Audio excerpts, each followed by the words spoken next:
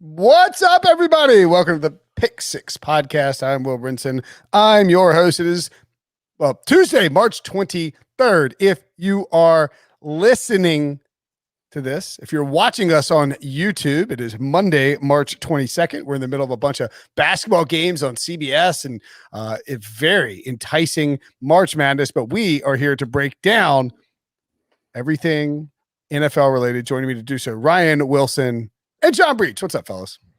Yep. I know people like to talk about this, so we got an update.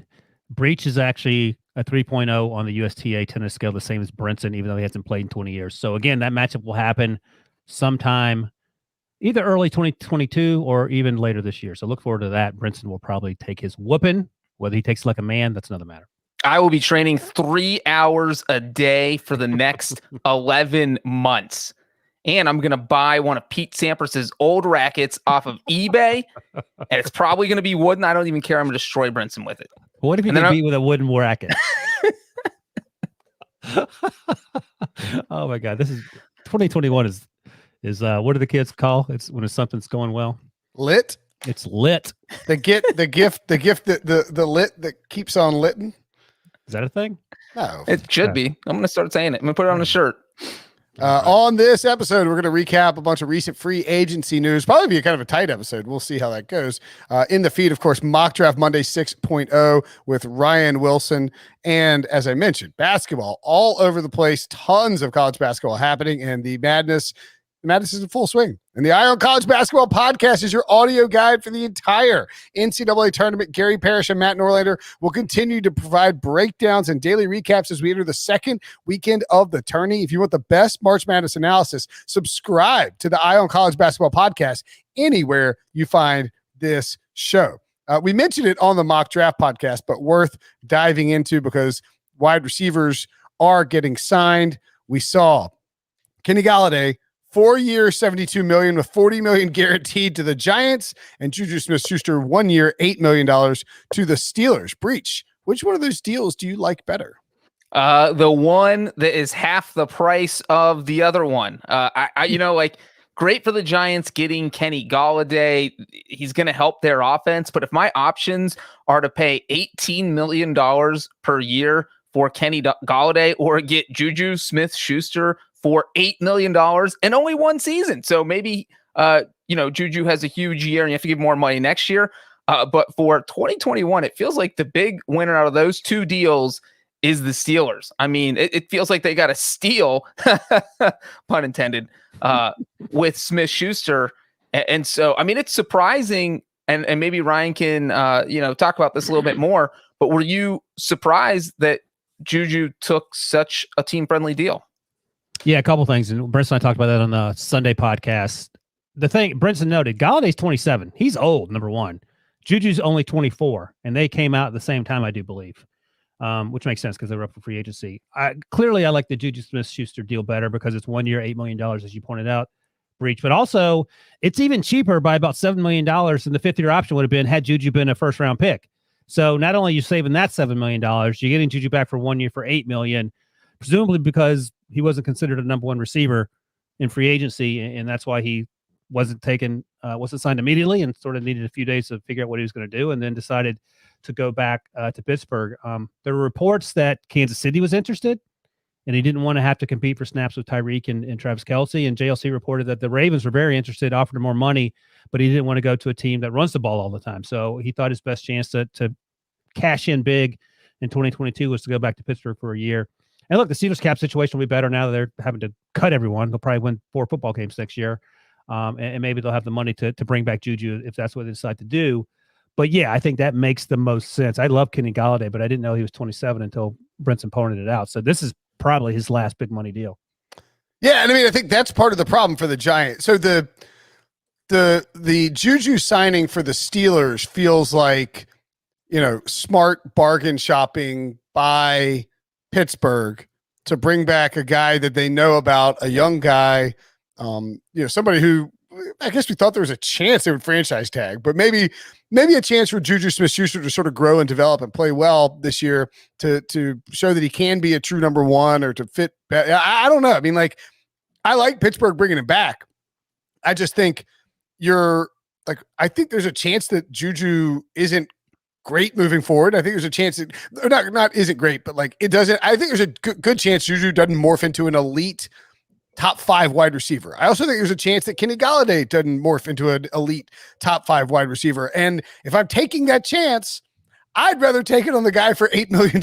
I think Kenny Galladay's better. I'd rather have him. I think he's, gives you more of a threat down the field. You need some big play explosion there in New York. And I think he's a great fit for what they have, but that's a lot of money to shell out. And it could look like if the Daniel Jones thing doesn't work out, you're going to be stuck with an expensive Kenny Golladay and no quarterback. They got Mike Glennon.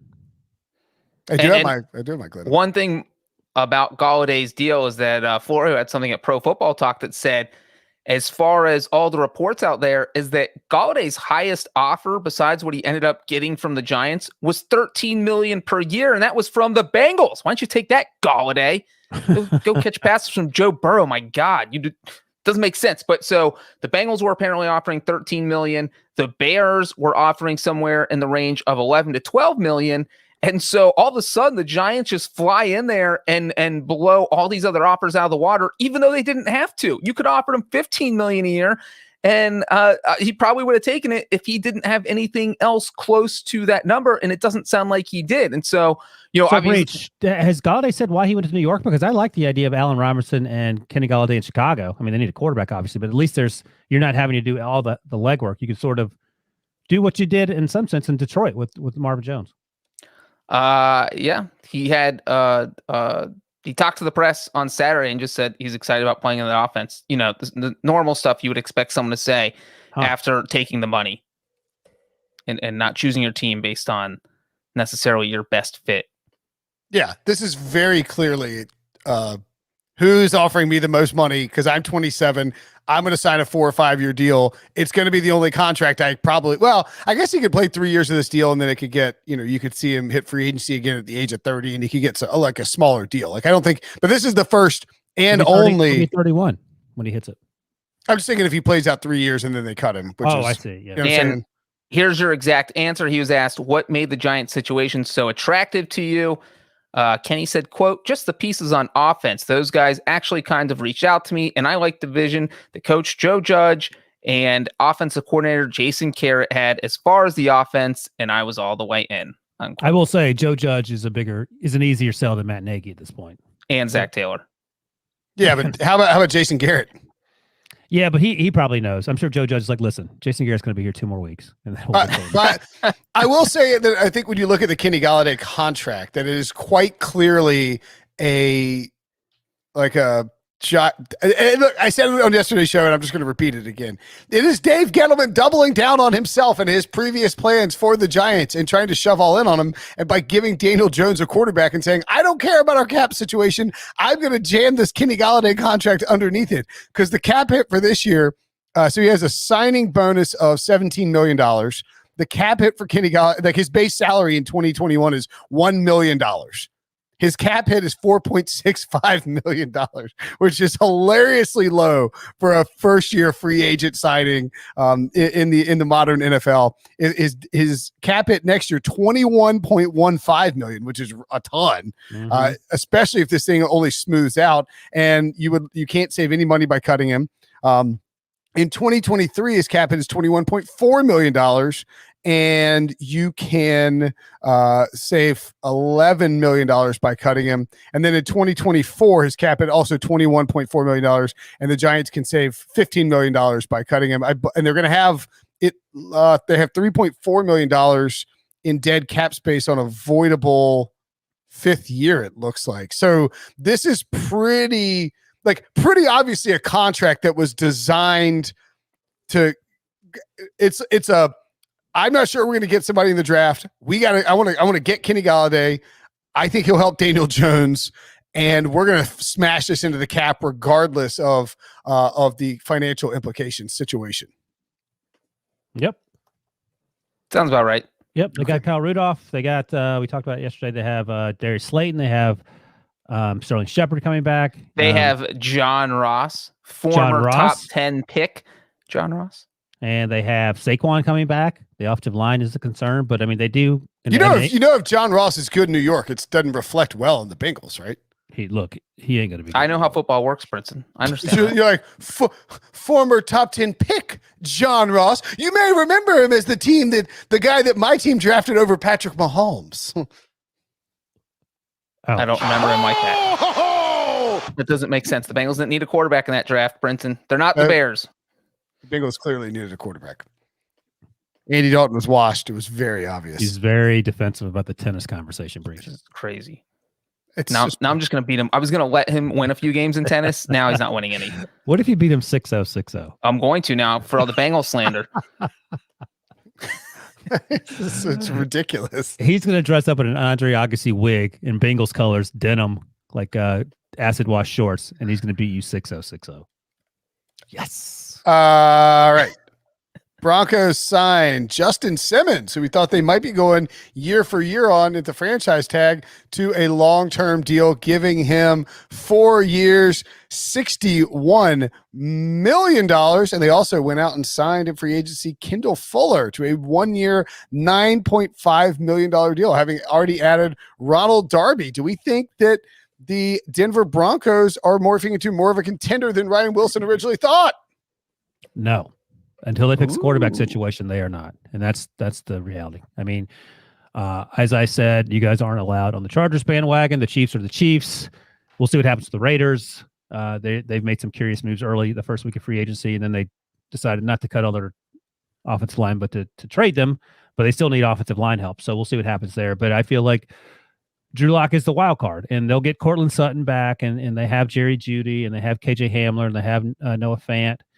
Which is all great. They have Melvin Gordon, I think, one more year left in his deal. Offensive line isn't bad, but in the defense, they've tried to solidify that.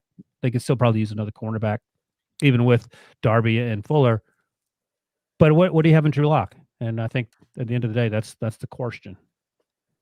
I mean, that's obviously the biggest question. But as far as looking at just the Justin Simmons deal, and basically everything the Broncos did over the weekend. They didn't just sign Simmons to this long-term deal. They also signed Kyle Fuller, as you mentioned.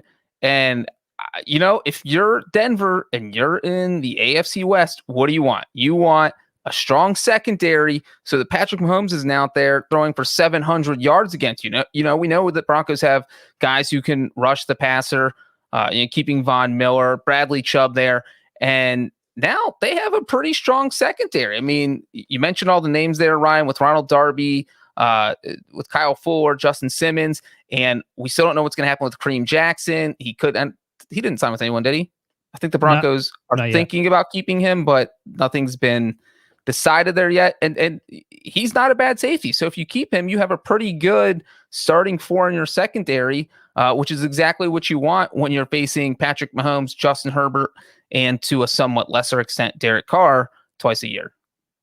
I thought that the Broncos, did they work out something where they're going to keep Vaughn? Am I crazy?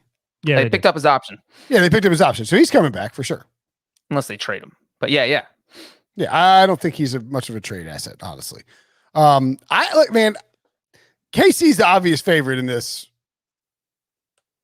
division. I mean, they're going to, if Mahomes plays 16 games, they're going to win the division. But I think you can make the case that Denver has a really good-looking team outside of Drew Lock, who is a question. No one's not making that case, but what does that translate to in terms of wins? Because last year I said they're going to make the playoffs, and that blew up right in my face. Well, I guess I'm wondering, would you take the Raiders or the Broncos right now? I mean, they're both going to be sitting at 8-8 or worse, I feel like, right now, so it doesn't matter. I guess if you're all in on the Chargers, you're all out of the Broncos and Raiders. Yeah, you're not going to have three teams that division go. But if you're asking just out of those two teams, just out of the Raiders and Broncos, I'll probably take the Broncos. I think I might just take the Raiders. I would much rather have the Broncos. I think the Broncos are a lot closer. You just said, and you agree with this, think about it. John Gruden coached his butt off. Unfortunately, he's not very good at personnel moves. Yeah, but I mean, okay, in game, who would you rather have, him or Vic Fangio? Gruden for sure. Yeah, okay, that's where I'm at. Yeah, okay, that's a fair point. And Vegas agrees with me, according to Debo. Plus 1,200 for the Raiders to win the division. The Broncos are plus 1,600. I'll definitely take the Broncos at that value. And then you will throw. I mean, I away wouldn't. whatever money- Don't bet on either one of those. But I'm saying, like, if I had to pick, if you're giving me better odds on the Broncos, I'm taking them over the Raiders. I mean, anything can happen in football. That seems pretty unlikely. Not anything. Like the Bengals can't win the Super Bowl. That can't happen. That's incorrect. They are one of 32 teams eligible to win it, Ryan. Yeah. They won't win it. Let me put it that way. Then. I would say this: if I were betting on the AFC West, I know this sounds crazy, but I actually think the Broncos are the bet I would make. That's not smart. Probably not, but I'm not taking the Chiefs at minus 400. It's just insane. That's why you take the Chargers at plus 475. At that, No, feels like, 5-1 for the Chargers. I feel like the Broncos at 16-1 is just more value. but it's not going to come 16-1 to win the division. But Chargers aren't winning the division.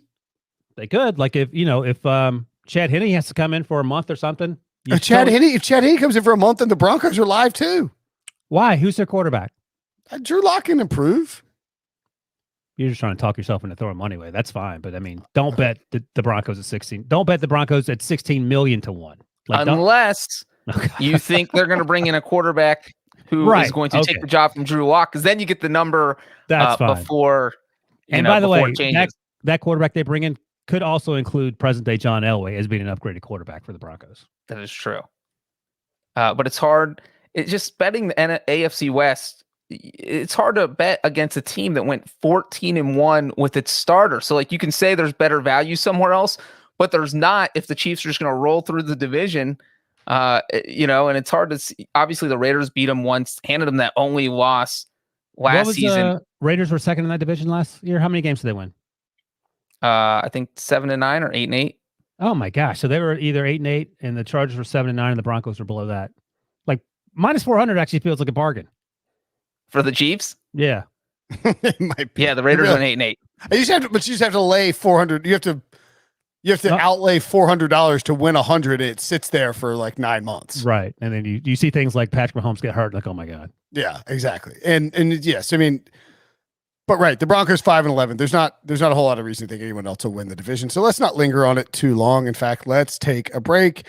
And when we come back, we'll look at some more free agents.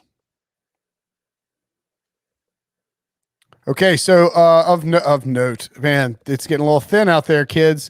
These are good names. I like these names. Yeah, Anthony Harris. All right, yeah, they're all 1-year deals. I mean, these guys are famous. These guys are famous. Anthony Harris, I think, was a Pro Bowler. I don't know last year, but definitely year before. And I think Adam Azer was trying to suggest that Xavier Rhodes is like a top 50 all-time cornerback at one point this season. It was crazy. I mean, he refound his game last year in Indianapolis, so I think that makes sense. But the year before that, Mike certainly wasn't a huge fan. But right. Anthony Harris, I'm shocked that he feels like the JuJu Smith-Schuster of free agency. Why is he getting the same as Kenny Neal, that 1-year, $5 million deal? He went to the Eagles, of course. Keanu Neal went to the Cowboys. Keanu Reeves? Yeah, Kenny Reeves. Kenny Reeves in The Matrix, starring John Breech. Yeah. So the Anthony Harris thing, I would imagine that makes Debo. I would be excited about getting someone like Anthony Harris, who's an absolute ball hawk and one of the best free safeties in the NFL, I feel like. But maybe he's having to do the Honey Badger thing that we talked about on the Sunday night podcast. Just suck it up for a year and then make your money in the back on the round 2, 12 months from now. And it is weird because it's not even like JuJu Smith-Schuster level bargain. This is like in a tier of its own because, there's some, I think teams are hesitant to think that JuJu is a number 1 wide receiver. So it didn't seem like he was going to get number 1 wide receiver money. Nobody thought he was going to get $18 million a year, but nobody thought, he was going to go all the way down to $8 million. But as far as Anthony Harris goes, you hit the nail on the head, Ryan. This is one of the best safeties in the NFL signing a $5 million deal. Are you kidding me? So he's basically, according to the Eagles, 2 times better than Mr. Trubisky, which isn't true. I don't know. You could put Anthony Harris at quarterback. I think he'd do better than Trubisky would at safety. Exactly. And so now all of a sudden, 2 years ago, we were talking about how big of a weakness the Eagles secondary was. And I think we joked about it all year. And just the fact that it was horrible. Now you have Anthony Harris, Darius Slay. It's in the same secondary. So this has gone from a weakness to something that should be a strength this year. And maybe Stephon Gilmore if they trade down with the Patriots. Yeah, I was going to ask Breech. Breech, what do you think about this trade? So the Eagles are currently at 12. The Patriots are at 15. If you're the Eagles, you have Anthony Harris, you have Darius Slay. Would you trade down to 15 with the Patriots for their number one, the 15th pick, and Stephon Gilmore. Eagles are at 6. You said Right. 12 based on your trade that you had in your mock draft. Thank you. Yes, they originally at 6 on Planet Wilson. They're at 12. I was about to say, if I'm trading from 12 to 15, it's a no-brainer. That'd be the easiest decision. I'm calling the league office right now. But trading from 6 to 15, I think it just depends. If you're planning on taking a quarterback, which I know, Ryan, you get beat up on Twitter all the time anytime you have the Eagles taking a quarterback in your mock draft, then you can't do the trade because you have to figure out how to get that quarterback in the draft, and it's not going to happen. You don't. Let's say they're fine with Jalen Hurts. If you are fine with Jalen Hurts, then I'm making the deal. So I mean, that's a legit secondary. You get the 15th pick, and then maybe. I mean, if I'm the Eagles, I kind of. What are the Eagles' odds? I'm pulling a Wilson, sorry, but what do we think the Eagles' odds to win the division? I don't think they will, but I'm at least curious. It's got to be close. Those odds have to be close. 6-1. Cowboys are plus 100. Football team plus 280. Eagles plus 425. Giants plus 525. Wow, Giants are last. So we got it a little bit more. I would not do that deal. I know I said different on the podcast. You thought about more being 30 years old and the Eagles not having an immediate path to the playoffs or true contention this year. You're in your year one, you think, with Jalen Hurts. I think you give him an offensive weapon or a long-term offensive tackle rather than trying to make something happen just for 2021 when ultimately not a lot's going to happen in 2021. So I was more of a long-term vision after I thought about it rather than the short-term. I would convince myself oh, look at this secondary. We can compete, but that's probably fool's gold a little bit. Yeah, he's 30. I didn't know that. That's too old. Yeah. He's only got 1 year left on his contract. Oh, no. He wants a new deal. That's what about 15, Stephon Gilmore and Jared Stidham? Does that make it any sweeter? That's a no. Okay. Those odds are crazy, though. The Giants finished one game out of first place, and they have the worst odds in the NFC East. We've talked about this yesterday. They've gotten a lot better. I think the Eagles feels like the most chaotic team, which is what I always call them. But I don't I think I took the Giants and you took the football team yesterday when we talked about this as the possible favorites. No one took the Cowboys. Are you taking the Cowboys, Breech? Oh, you think Breech got reprogrammed for another year? That is incorrect. It did not. Jerry Jones only paid for 1 year. He didn't re-up. I'm off the Cowboys bandwagon. And Andy Dalton left. I have no reason to take the Cowboys. I would actually, right now, I'm leaning Washington or New York. And at those odds, New York looks nice. Of the three of us, and I'm sure Debo isn't taking the Cowboys, none of us is taking the Cowboys in the division, which is bonkers. Yeah. I feel like the Cowboys are going to be the obvious top pick by a lot of people. I was a little worried that too many people were on Washington, but I think the Giants will get some buzz. Honestly, the more I sort of look at it, maybe the Eagles aren't as bad off as we think. Well, Jalen Hurts has to play better than Drew Lock. That's a start. That's a starting point. Is Miles Sanders? How do you feel about Miles Sanders, Debo? Love him. I love him. Miles Sanders, Penn State. Debo loves him. No, I don't. Yeah, yeah. Go ahead. No, that's okay. I didn't know because he was injured for. Oh, you didn't like him chirping? No, I mean I despise Saquon Barkley. So, why do you despise Saquon? I just don't really care for those players once they enter the league. Those players like Giants players? No, Eagles or Penn State players. Yeah. I don't latch on to Garrett Bradbury for the next 16 years like Brinson. So this is a little. So this is a little bit like your love life, where you just kind of use and abuse and spit them out in college, and then you ditch them once they go pro. Very unfair way to put it, but it's probably fair. I'm just kidding, Debo. You're clearly a classy gentleman. Does the Cowboys signing Keanu O'Neal change anyone's opinion about the defense getting better in terms of how we have them ranked in the division? No, but I do think that. To start. Keanu O'Neal is a really nice signing for his skill set versus what everyone else in the division does, which is with Jalen Hurts there, run. With Jason Garrett in New York, run. Yeah. And with Washington, run. I think Keanu O'Neal is a nice addition because he's going to get down in the box. He's going to lay wood on dudes if he's healthy, and that's not as great in coverage, but I don't think that it doesn't matter. I guess I'm just saying with this division, I think that is a nice signing because of how all those teams operate. Yeah, that's right. They also signed Kenny Neal, so that helps. Yeah, and you're talking what 1 year, $5 million. Same as Anthony Harris, which is head scratching. Yes. Good job by the Colts to bring back Xavier Rhodes on a 1-year deal. I think he played, like you said, Wilson, he played well last year. And they need him. That defense at times was really good. Matt Eberflus made some great adjustments in the second halves of games last year. But then, at times it would sort of kind of disappear and they would need to, but like, I think the Colts, unless Carson Wentz just flips the switch, the Colts are going to need to be a lot better on defense and a lot better. And they're going to need to, not a lot better. They're going to need to be as good in the run game and as good on defense as they were last year to have as much success as they did last year with Carson Wentz, in my opinion. Yeah, I think Breech is of the opinion that Carson Wentz will actually flip the switch. Is that right, Breech? I am of that opinion. I think that Wentz being good is going to help that defense, which didn't need a lot of help because they were really good last year. They're returning, I think, 9 of 11, or 10 of 11 now that Rhodes is re-signed. So I think maybe depending on what, so they've got, I think, 10 of 11 starters back. And so they should be just as good as they were last year. And you throw Carson Wentz in there, and if he gives you a slight upgrade over Phillip Rivers, I mean, we saw what this team did last year. The offense was pretty good with Rivers. Obviously, they finished 11-5. And so if Wentz just gives you a slight upgrade, I mean, you're talking about a team that can win 12 games, maybe 13 games. Is that crazy? Good Lord. You hear that? Slight upgrade over Rivers, Brinson. You didn't respond to that because you're focused on something else. And 13 wins. I'm not focused on NBA Top Shot and the March Madness at all. I consider that to be one of the dumbest things I've heard anyone say this offseason. He said some pretty dumb things. What? Phillip Rivers is just better than Carson Wentz. So if the Colts win 12 games, you'll get a Carson Wentz tattoo? No, I will not. So you're scared of Carson. What if the Colts win 12 games with Carson Wentz and Breech beats you 6-0-6-0? If Breech beats me 6-0-6-0, I'll get a tattoo. Oh yeah. You did it, Breech. The pressure's on. I got a Top Shot pack. Pretty exciting. $59K slid right under there.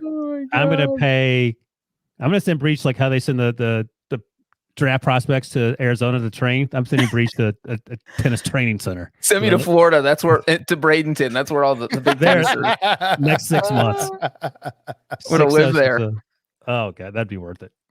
So yeah, the Colts are not better with Carson Wentz. They could, like, I'm beginning Phillip to think Rivers. Phillip Rivers is like better statistically in 2019 or 2020 than Carson Wentz was in 2017. But I'm starting to think that Carson's going to be comfortable with Frank Reich, and I think that maybe the pressure will be off. He'll be in Indianapolis, which is a Midwestern sensibilities town, as opposed to Philadelphia, where they try to kill Santa Claus. Yada yada yada. His offensive line is 10 times better. He's got, weapons. There's just a lot to like about what he might be able to do in Indy. Plays indoors, the whole thing.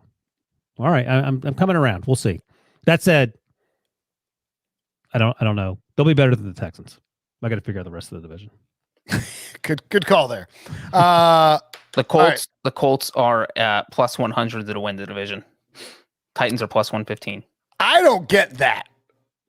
I think the Titans are a slam bet. That's because you hate Carson Wentz. Yeah. As the Nashville homer here, I do not think the Titans are a slam bet there. I mean, they got because you're on the Colts this year. It is fun to see how this all shakes out. I always forget, it's fun to see the alignment moves that we all make during the offseason. But you can kind of tell who's going to be on what team based on how the early portion of the podcast shakes out. And then of course the draft matters too, but it's clearly there's a reversal of roles here where Breech is going to be the Colts guy and I'm going to be the Titans guy this year, which is fun. But real quick, the Titans, they lost Corey Davis, they lost JuJu Smith. So all of a sudden you're down quite a few targets. So unless you're going to give the ball to Derrick Henry 90 times per game. And then obviously there's still questions about their pass rush, even though they signed Bud Dupree. Yeah, Bud Dupree's coming from ACL. They cut Adoree Jackson. They cut Malcolm Butler. So a lot of defensive questions too. That's fair. And then Wilson's kind of, Wilson's trying to floating. Wilson's trying to do this thing where he's he's gonna let you know that he's the guy on the Chargers, and even though the Chargers are obviously on the Chargers, I know you are, but the Chargers are obviously going to become the team that I'm on early. That's what you're supposed to do. You're supposed to get in early. I know. But you need to be tweeting out like the Chargers are this year's Super Bowl dark horse. Also, I'm on the Chargers too because I'm on the Rams. The Rams are my team this year. I'm on the Chargers. I'm on. I think I'm going to go Giants over football team, and I might just go Jaguars. I might go crazy. This is insane. Wilson and I had 7 of the same 8 division winners picks last year. Now it's going to happen again. It's like we copy off each other. When we not. I thought you said you're a football team. So I think I'm on Titans, football team, Rams, and probably on the Chargers too, honestly. But sort of on the Broncos. I can't tell. Yeah, I'm not getting on an AFC West team, so I know what the Broncos. If Drew Lock shows up to training camp as their quarterback, then I'll know that I'm not on their bandwagon. A lot's riding on Brandon Staley being good too. If he's Zach Taylor 2.0, we're in a world of hurt. That is true. So you know who does have a bandwagon going? Joe Burrow, and he's got a offensive lineman. He took him out to a nice steak dinner. Riley Reef signs with the Bengals. They finally slapped a Band-Aid on the bleeding that was happening with the offensive line, their whiffs in free agency. Peter King pointed out on Monday morning too. It's like it's kind of a bad sign when former Bengals guard, like former Bengals Pro Bowler Kevin Zeitler, takes less money to sign with the Ravens and instead of coming back home and playing for the Bengals. But they ended up landing Riley Reef. And by all accounts, Joe Burrow was like so in on trying to get someone to help him that he dragged Riley out to a steak dinner and he signed almost immediately after that. The Bengals also released Geno Atkins and traded Ryan Finley to the Texans. Yeah. We got to incorporate a Texans logo now, right? Yeah, might as well. Why not? That'll be on the other arm. So, Breech, let me ask you this. The Riley Reef thing makes a ton of sense, clearly. He's in his 30s, so age may be a factor, but in the mock draft that came out Monday, I had the Bengals at number 5 with Penei Sewell on the board taking Jalen Waddle because they have Riley Reef and they obviously have Jonah Williams coming back. Would you still take Penei Sewell there, or are you okay taking Jalen Waddle? I think I take Penei because I would want to get a tackle. If you can get the best tackle in the draft sitting in your lap at number 5, I think you have to take it. And I do think they need at least one more weapon. Like I would have been thrilled if Kenny Gallaudet signed with the Bengals. Obviously that didn't happen. So I do think they need to get another receiver in there. You can't go receiver at the top of the draft. No, that's what I'm saying is I would not, if my choices are receiver or tackle, I'm going tackle. But I do like the way the Bengals offensive line is shaking out. And I know they've been talking. Is that only because they cut Bobby Hart? Well, that was nice. And, like Riley Reef upgrade over Bobby Hart is like going from Matt Barkley to Tom Brady. This is. I keep forgetting they have Jonah Williams too. Yeah, they have Jonah Williams at left tackle. And so, obviously, maybe you bring in someone on the interior offensive line. I know they were talking. What do you think about this, though, Breech? Because I actually. A scout texted me today after that mock draft came out and said they're taking Penei Sewell. And he said you just kick Jonah Williams inside because the thing with Jonah was that he has short arms, whatever. So you have Jonah Williams presumably playing next to either Penei Sewell or Riley Reef, and then you have 3 birds with one stone to make up a saying. I mean, you go from having one of the worst offensive lines in the NFL to probably being top 10 if Penei Sewell pans out. If you have Jonah Williams at one of the guard spots, and I know they're looking at other guys still with maybe Trey Turner and Nick Easton. I think Easton was with the Texans and Turner with the Chargers. And so those would both be upgrades from what the Bengals currently have. And so, I mean, this is looking to be a completely revamped offensive line. And that's the one thing, when every Bengals fan pulled out their hair watching Joe Burrow go down in that Washington game, it was, oh my God, if they don't do something about this offensive line, the first 48 hours of free agency, the Bengals didn't do anything. And you're pulling out more hair and you're saying, oh my God, if they don't do something about this offensive line, I might jump off the bandwagon. I would never jump off the bandwagon. So it is refreshing to see them do this. And honestly, if they have a good to great offensive line, we're talking about dark horses. I'm just saying, guys. I'm just saying. Steelers could be wrapped up 4th in the division. Brinson's prediction comes true a year later.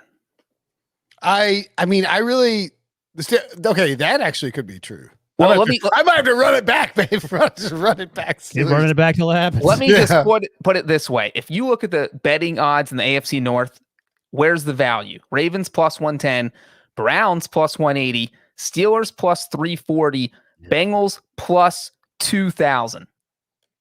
You can take a flyer on that? Not to win the division. Plus 2,000? What's that? 20-1. That's a 5% chance they win a division. That sounds high. I mean, you're asking the Ravens and Browns and Steelers to all suck. Yeah, they don't have to suck. The division got 3 teams in the playoffs. You could still send 3. Here's what has to happen. So let's say the Ravens have to go 9-7, the Browns have to go 8-8, and the Steelers aren't going to go better than 8-8. So the question is, are the Bengals 9-7 tiebreaker or better? I mean, there's 10 wins out there for them. Maybe. No, there's not. I mean, that's a trick question. I need a rhetorical question. I just sort of would need you, Breech, to explain to me how the Bengals defense is going to be good. Well, if their offense is scoring 45 points a game, they don't have to be. That's the gotcha key here. Gotcha there. Guess I'll take that L. Yes. Next stop, 10-6 or 10. Yeah. Great news though, Breech. If we're playing 17 games, they have an extra game to get to 10. Bad news. The other teams play an extra game, so that makes it. Breech is definitely going to find some way to you said 10 wins last year, I think, didn't you? No, I said that was the absolute ceiling. Was I think 9 wins. Okay. I mean, the Bengals last year were 27th in defensive DVOA, and their defense was actually better than their offense. Yeah, they haven't done anything defensively to get better. They lost. Defense, but like DJ Reader was their big free agency signing last season. He only played in 5 games last year, and so now you bring in Trey Hendrickson. And again, I wasn't a huge fan of that signing, but if DJ Reader's healthy, you have him on that line with Hendrickson. They just signed a little underrated signing was Larry Ogunjobi from the Browns, which I like him on that line. Big L. He's a good player. UNC Charlotte guy. The defense is going to be better, which doesn't really say a lot. Mike Hilton, he didn't bring that one up. Weird. I mean, I think I don't think the Bengals. I think the Bengals are capable of taking a step on both sides of the ball, but they're not winning 10 games. If 7 games feel like it might be a win for them, that saves Zach Wilson, Taylor staff. I mean, put $10 on the Bengals to win it all. Just the division, not the Super Bowl. You win 200. Do it. I'm gonna do it. Do it right now. I'm logging in. All right, well, let's see you do it. My login. And you're gonna have to post that on Twitter, please, because nobody believes that. NFL odds aren't up yet. All right. Oh. What else do we have on this list of things to do? Oh yes, Seahawks re-signed Chris Carson. Love that deal. Don't love the deal for Chris Carson. 2 years, $14.5 million. That's why not? That's not terrible money. I mean, is he a top 10 back? Probably. It's close though, right? I mean, you get to think about it. Yeah, he's been hurt some. I mean, what they do in Seattle, you have to think that it's a big win for Seattle because having to lean on Rashad Penny would have been a problem in my opinion. I think it's sort of one of those, and I do every Wednesday with Chuck and Buck out in Seattle and KJR. We were talking about Chris Carson. I was like, I think this is probably a guy who's taking a shorter deal that's 2 years that it says 2 years, but it's actually 1, or 3 years, but it's actually 2. And you go back and play for Seattle and you hope you have a really good season. And then you can, what you can ultimately do is hit free agency again when the cap goes up. And so I think that's probably what you're looking at with Chris Carson, and you're hoping that you're healthy. I mean, there's no way he was going to get a Dalvin Cook, Alvin Kamara deal. No, right. I think it makes sense. Or even who else got paid? Joe Mixon. I mean, even a Joe Mixon deal. Wasn't he in the same draft, 2017? Maybe. I don't know. I think so. Yeah, that sort of deal just wasn't going to be there for Chris Carson, I don't think. Philip Lindsay on the Texans. What do we think? The Texans have made 400 of the weirdest moves ever. Yeah.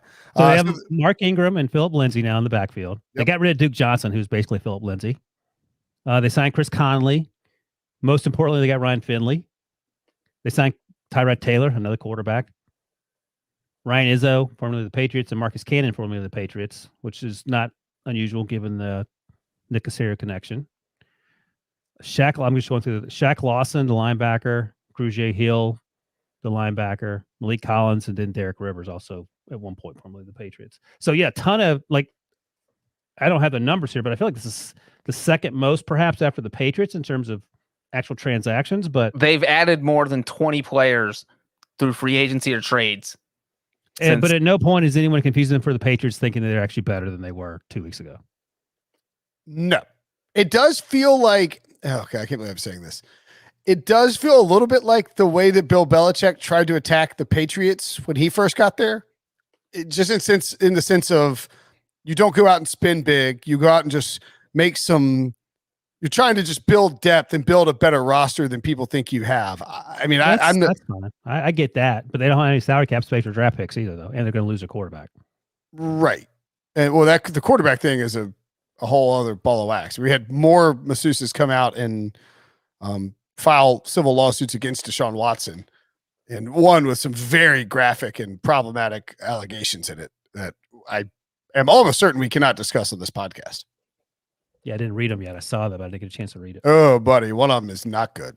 Very graphic. And now, as of we're recording this Monday at it's like 3 p.m. Eastern, there are 13 lawsuits in total. So that is a lot of explaining that Deshaun Watson and his lawyer and everybody else representing him are going to have to be doing over the next few days. I mean, that is a wild number. 13 lawsuits. Not great. Not great. So, yeah, I mean, I think you look at the Texans and you feel like 5 to 8 win team max. Is that too generous? 8. How's that going to happen? Stuff happens all the time in this league. I mean, the Bengals are. Yeah, I was going to say, Brinson thinks the Bengals can win 5 games. Now he's saying that the Texans can win 8. Bengals beat the Texans 9 out of 10 games. Well, that's based on the idea that Deshaun Watson's coming back because they won't be able to trade him. Let me ask you this: if the Texans, if the stuff that's going on off the field with Watson, the allegations, if that causes the Texans to be unable to trade him until the draft, who does he play for in 2021? Because I think it's the Texans. If you don't trade him before the draft, you're not trading him for 2021 draft picks after the draft, are you? I just read that thing. That's terrible. It's bad. The allegation. It's real bad. Sweet mercy. Okay. What's the question? I know. I was reading it. I was like, I don't know how I feel about my my heavens conspiracy theory. I mean, I do maintain that it's insane how all of these are civil lawsuits and they all came together at the exact same time in the exact same like 50 to 60 day window where the Texans were going to have to trade him. And everyone, even like John McClain's writing, the Texans have decided that, that it's time, they're going to do it. And then all of a sudden this all just lands.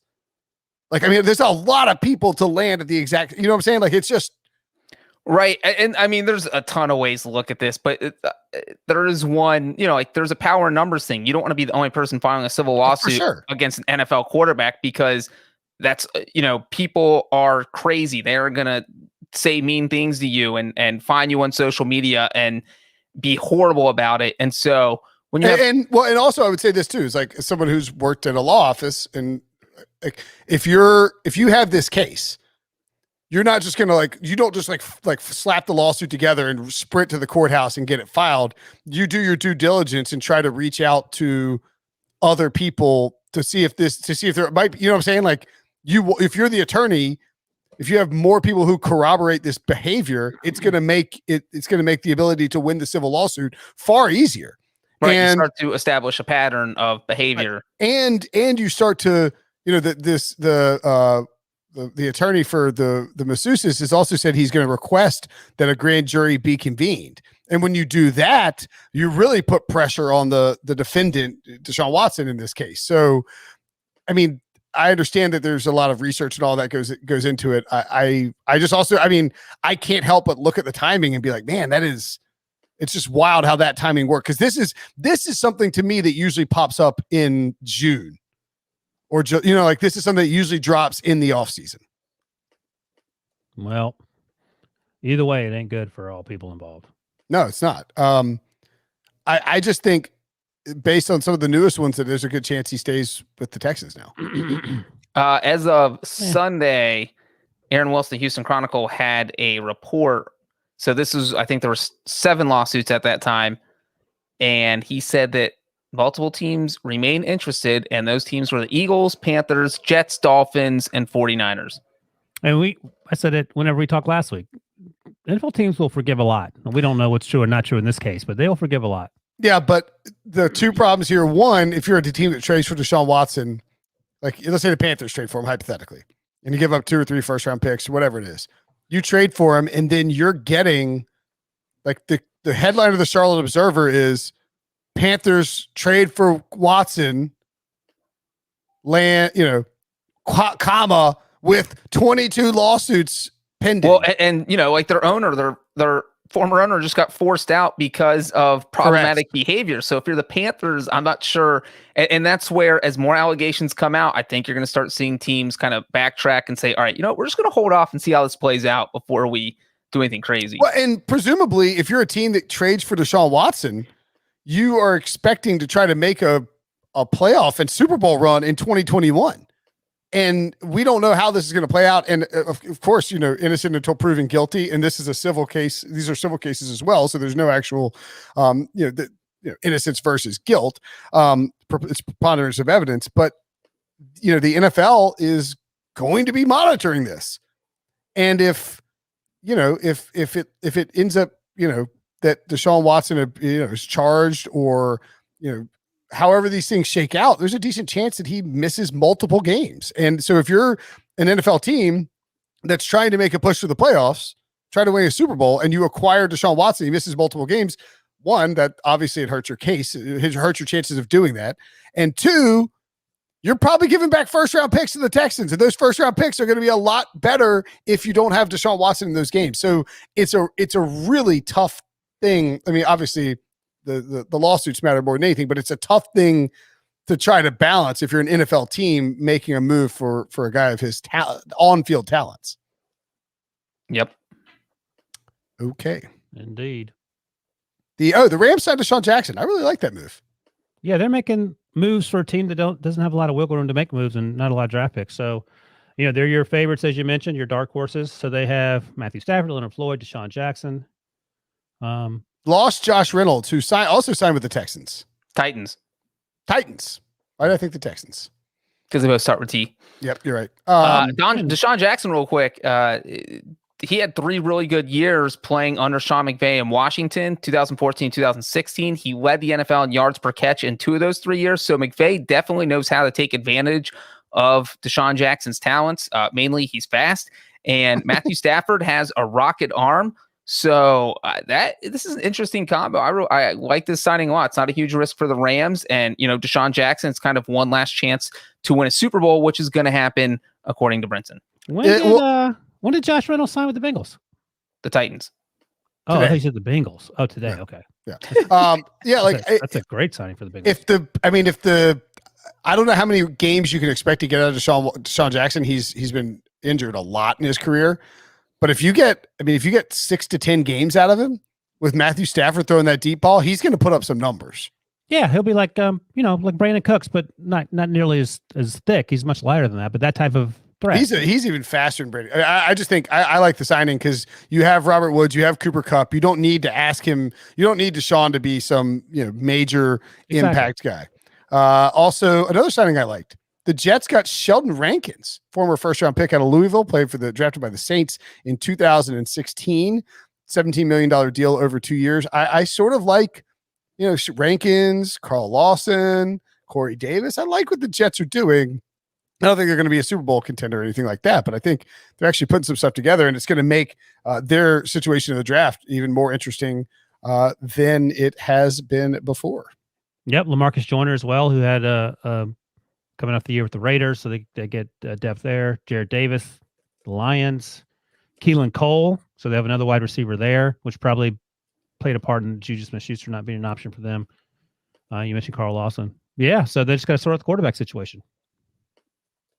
That's a lot to sort out. Yeah, it could be pretty easy, though. Yeah, I don't think it'd be that bad. The Dolphins waived Isaiah Wilson. That is amazing. So first-round pick last year to the Titans. I think he practiced 5 times. He never played, right, Breech? He had 2 COVID situations. He did play a few snaps last year. I think it was literally like 4 or 5 snaps. And the COVID situations are because he kept going on public. He was at a college party in August before the season started. I think maybe there was a DUI in there somewhere. Yes, there was. Yeah, there was a DUI in there. I don't want to say that. Oh, no, that's right. That's right. Okay. because I was actually talking about it with somebody on radio, and they were like, and the DUI. I was like, oh, right, yeah, that probably led to his release as well. That was September 12th, so that was literally the first week of the season. Eesh. And you know what? What's kind of interesting? This flies in the face of my Titans pick, but I do think John Robinson, who's done a very good job as the general manager there, has sort of had some rough misfires lately in free agency and in the draft, because they declined to pick up the 5th-year option for Corey Davis. They'd have him on a fairly reasonable deal this year. $15.5 million. That's a lot of money for Corey Davis. Because that's why I was like, I love the JuJu thing, because that's only $8 million. Like $8 million for Corey Davis, sure. Like 15.5, I don't know. Yeah, 15.5 is a lot. When the Dolphins traded for Isaiah Wilson, they swapped 7th-round picks with the Titans. So the Titans basically get to move up in the 7th round for nothing, because the Dolphins don't get anything out of it. Yeah, but the Titans. But my point was so they didn't do the 5th-year option on Corey Davis. Then they didn't do the 5th-year option, or before that, they didn't do the 5th-year option on Jack Conklin. And because they didn't use the 5th-year option on Jack Conklin, he left in free agency, went to the Browns, and they drafted Isaiah Wilson specifically as his replacement, and they traded him for swapping 7th-round picks a year later. Right. Now that's a good point. Yeah, that's right. I like that. Yeah, I just sort of meant that they've made some, they said that the Clowney signing last year didn't work out. Vic Beasley didn't work out. So and you could say they were desperate, and that's why they made those signings, but you knew that your edge rush situation was going to be garbage. So you have to sort of figure that out before it's too late. There's some reasons to question how the Titans have been good. Like I don't want to dog on, the Ryan Tannehill trade was awesome. They made the AJ Brown draft was fantastic, but what does it say about Isaiah Wilson? Like he had a second chance to start over in Miami, and he was there a week and a half. So real quick, 3 days. He also went to a party on South Beach for New Year's Eve. So he was in Miami while he was still playing for the Titans. And this is how you get released quickly, according to Tom Pelissero. He was hours late for his physical. So that's a strike. He was late for his onboarding process, which maybe getting to Miami, I don't know. Number 3, he didn't show up for voluntary workouts he had committed to attending on both Thursday and Friday of last week. God, I mean, you traded a 7th-round pick for a guy. It's like, all right, move on. I mean, clearly this guy has some off-field stuff that he just. And look, Jim Nagy, the Senior Bowl director, who was a scout forever, said this the other day on Twitter. People actually were sort of clap back at him. I think that's how the kids say it, according to Debo. He said, not everyone in the NFL likes football. Like it's a job. Like there are people that we know that have jobs that just go to work because they got to pay bills, and that's how some people feel. And maybe you mentioned off-field situation. Maybe there's something else going on. But if he doesn't like football, he doesn't like football. So and that's like the Tom Brady's of the world. They eat, sleep, drink football. That is all they do. It is not a job. It is they want to win at all costs. And you definitely have players who maybe they're in it for the money because it is a job. And that's why I think you see things like Russell Wilson saying, I want to have a say in personnel. It might not necessarily have to do with the fact that, hey, I want to bring in the best players. I'll take a guy that's, 2% worse if he loves football and the other guy doesn't and just views it as a job. Because, it is. There are a lot of guys who just view it as a job and aren't in that kind of win at all costs mode that you see guys like Tom Brady in. And by the way, he made $6.4 million last year. That is his to keep, I would imagine. I don't think they're going to get back a signing bonus because he was there for a year, right? Or did they get prorated parts of it because the whole contract was... How does that work? I think he gets everything. Okay. No. You could have... It depends what his contract said about voiding stuff because he had a DUI. There's enough off-field and COVID stuff that they could probably void some of the stuff. But I mean, he's going to get... So I'm going to just guess... He's gotten at least $3 million out of this. Like 6.4 would be the max. Why do you think he's in South Beach partying? But I mean, now the cash flow is drying up. So I feel like this is way worse than the Seahawks undrafted free agent guy trying to sneak someone in as a Seahawks personnel person. At least that's inventive. At least you're trying. You're still getting cut, but at least you're not just showing up late for practice. Let me ask you this. Do you think that this is a part of this is a result? And by the way, Isaiah Wilson was the draft pick where the guy was pooping in the background of Mike Vrabel's house. Yeah. Do you think that this is partially a result of NFL teams being unable to do the full scouting process on guys? No, I don't think so. I mean, and even last year during the fall, the scouts were traveling, so they were able to talk to true everybody and their brother. I don't think that's what it was. I think maybe to your point that they Sort of desperation. Like it was desperate. That's right. They lost Conklin, and maybe there was salary cap issues last year. I can't remember, but they lost him to Cleveland, and they had to hold to fill. I'd have to look and see. But when you take a starting tackle out of a Power 5 school, especially the SEC, you don't think they're going to just completely tank like this. I mean, that's the other thing. There's no way you could see something like this coming. Played on the other side of Andrew Thomas, who, he struggled last year, but he didn't give up. And, by the end, he was playing much better. So, That's the other thing. Well, remember, he was the 5th tackle taken in the first. I'm trying to look. It was Andrew Thomas, Andrew Thomas, Jedrick Wills, Mekhi Becton, Tristan Wirfs. So that's in the first 13 picks. And then the Dolphins grabbed Austin Jackson, which, leads you to believe that they were probably at least considering Isaiah Wilson there before going with Jackson, since they were the team that got in on him. And then Jackson was taken. So I'm looking at the rest of the tackles drafted last year.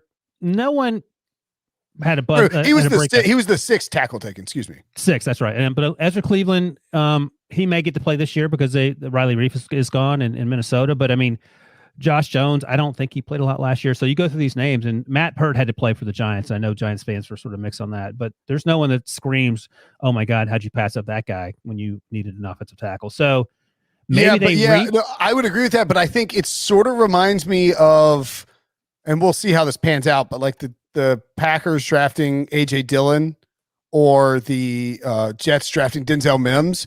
The Titans basically got stuck on the tail end of a tackle run. Five guys who were really good last year over on balance go before him, and they're just sort of jammed and have to take. And that's where, you say, oh, we lost someone, we need to fill that. But you also have to be aware that you can't just reach like that. You have 5 tackles go in the top 20. The Titans didn't pick until 29th overall. So they could have said, all right, we had 3 guys on our board. They all got taken. Let's move to another position. You don't take the 6th best player at your position who might have been a 2nd round pick on your draft board because, you're afraid of losing all the tackles. You were in a bad spot. You didn't trade up. And so, one of you guys said it. It seems like they just panicked and they took Isaiah Wilson, and that pick has blown up in their face. I will say that last year, late in the draft process, Isaiah Wilson was a name that people were talking about as a possibly sneak in the first round. And I'll be honest, like I watch all these players, like offensive tackles and guards and centers. I don't have any real sense for who's technically sound. I know if they're doing a good job in terms of blocking, but I don't like Isaiah Wilson didn't exactly jump off the screen when I watched him. I was like, oh, he's a really thick guy and he moves okay, but he's not nearly as good as Andrew Thomas. But at that time of year, you don't know what to believe either. So maybe people were talking Isaiah Wilson up, or maybe they weren't. But he ended up going in the first round, so it was still surprising. But I think at the end of the day, basically being 2 months in, they're like, oh my God, what have we done? It's a good lesson too, though, because some of the guys taken after him, T. Higgins and Michael Pittman, look like impact wide receivers. Chase Claypool in the 2nd round, and I get that, Titans didn't need a wide receiver last year, but you'd obviously much rather have one of those guys on there now, especially with Corey Davis gone, Laviska Shenault, you could throw in that mix as well. And then if you want to focus on defense, Yetur Gross-Matos is a defensive lineman and edge guy that they would love to have. He was great for the Panthers last year. Jeremy Chin went in the 2nd round, although after the Titans picked a second time, Van Jefferson, you have running backs on here with like J.K. Dobbins and Cam Akers. I wouldn't worry too much about that, but Antoine Winfield, I'm just saying that 2nd round was really good last year, and the Titans, could have had any number of those guys instead of Isaiah Wilson, but because they didn't have that option on Conklin, because they had that hole, because they thought they could win this year, they probably reached on him, and as a result ended up, that's how you can set yourself back in a big way from a franchise perspective. All right, winners and losers from the weekend. Let's do those real quick. Wilson, a winner. Oh, let's see. Let me look at the rundown real quick so I can refresh my memory. Of course, I shut it down. Breech, go ahead while I look this up real quick. My winner is Kenny Gallaudet. The man got paid $18 million a year. Nobody thought he was going to be able to get that kind of money. The Giants outbid themselves. And if you think you're in a market where you're going to get 13, 14, or 15 million, you land 18 million, you're a winner. I let you go first, Breech, as a test, and you failed. I'm going with Riley Reef because he's going to more specifically. Riley Reef is the guy, but the winner. Well, how about Joe Burrow? Yeah, I was going to say Joe Burrow was the winner because they signed Riley Reef to play tackle. What? Joke's on you because now I'm the winner because I wanted one of you guys to call the Bengals a winner. Boom. So Joe Burrow's the winner. And another quarterback from Cincinnati, formerly of Cincinnati now, is also the winner because Ryan Finley's going to be the starting quarterback in Houston in a couple of months because he got traded there. I don't know if that makes him a winner. It makes Texans fans losers. I know that much. I was going to say Daniel Jones is an obvious winner, but I will say Vic Fangio is a winner For now. I mean, look, he needed more pieces on the back end of his defensive line. Excuse me, on the back end of his defense, and he was able to get him because they signed Justin Simmons. Justin Simmons is perfect in his defense. Kyle Fuller will be great in his defense, and so I think that we'll see how the offense and the quarterback work. But I mean, if I told you Drew Lock was an average quarterback next year, you would say that the Broncos are winning 7 or 8 games minimum. Average is 8. I mean, that's maximum. That's what average means. And Brinson, you said 4 should be good with Vic Fangio. He already was good once with Vic Fangio, who was Fangio's defense coordinator in Chicago from 2015 to 2018. Correct. And four was there for all 4 of those seasons and was very good during those 4 seasons. All right. How about a loser, Breech? I'm going to say the Houston Texans. They just got Ryan Finley. Well, you know what, Ryan? I know they're your winner, but here they're in an impossible quarterback situation right now.